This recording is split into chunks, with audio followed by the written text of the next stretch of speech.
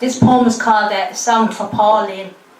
It's about a neighbour of mine who died young, and I met her nephew when I was reading in Germany. So I wrote this on the Rhine airplane coming back. Thank you, Margaret Mary.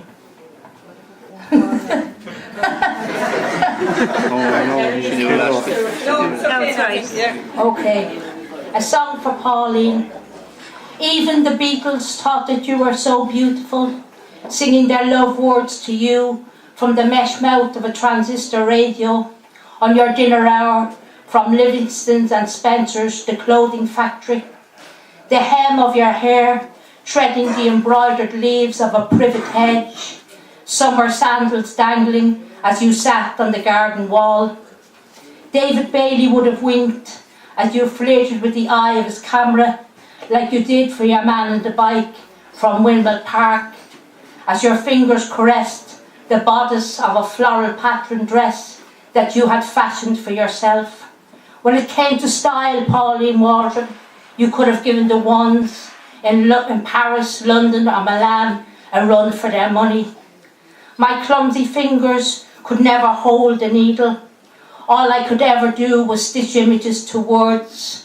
But in the seam of the snagged and tattered fabric that covers my heart, I will always be 11, and you turning the wheel of the sewing machine towards 16.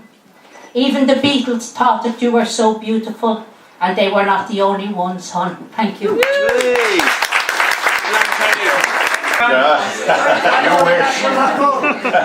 Don't have a tune in my head. Thank you very much, Barney. Tonight I'm going to read a brand new poem. Limestone Cobbles. How the sweat poured in the roofless stone room, our new kitchen now, that near silent Sunday. With mattock and long iron crow, I extracted the piggery's molars, great and small, their snowy iceberg roots suddenly loosed from a century's shoulder-to-shoulder gritty clustered strength, the porous undulating farm mosaic floor, stronger than hoof, tusk, and hobnail, smoothed, rounded by the decades, wetted, shining like wax. Each unique, carefully saved, heavy gems now surround the old pump in the backyard, and an untidy pile awaits a stone plinth for the thick Roman numeraled slate sundial from Newport, below the sunburst star, its 18th century inscription by Timothy O'Connell for Evan Phillips. Beyond the kitchen stone-stopped double-door shutters, a visual poem. At the edge of the Doolin-flagged terrace rests Anthony Fazio's reversed pyramid trough from an oddly shaped random stone found near Dingle.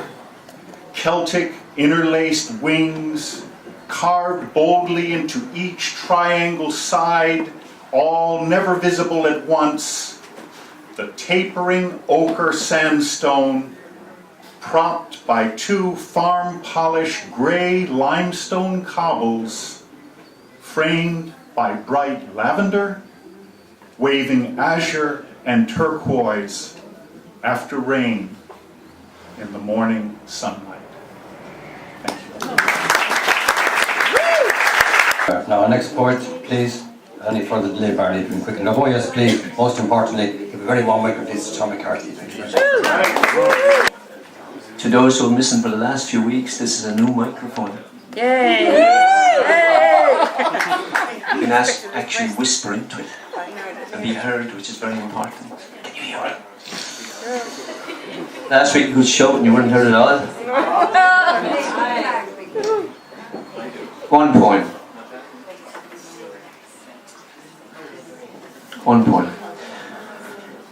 Oblivious. A battle between the mind and the body. If the mind is victorious, will the body surrender?